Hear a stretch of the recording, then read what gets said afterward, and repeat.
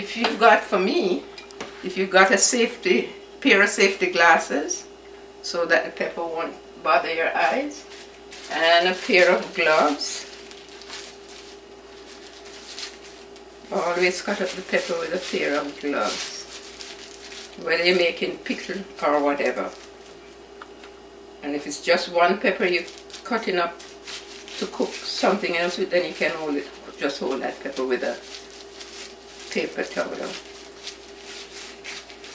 But make sure you get rid of that paper towel before it touches your finger. So here goes. I'm cutting it on my wooden board here, but if you could cut it on a plate, because when the pepper get absorbed in the board here, it's better that you don't have that to deal with. You can wash it off, but it's better. It's easier washing off from a plate. So I just cut it here, and I cut it here.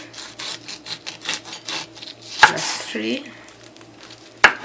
I put it down and I pull out the stem. This one is stuck.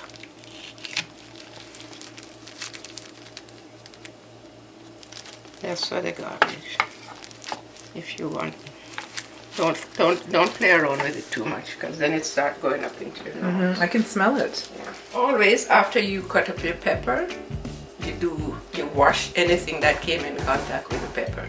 So now I'm gonna wash the board, the knife, and my hands in the glove. And when you're doing this is important.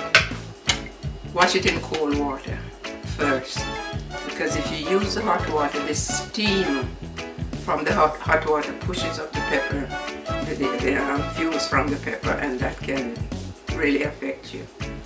I know a friend who knocked, she fainted from the pepper.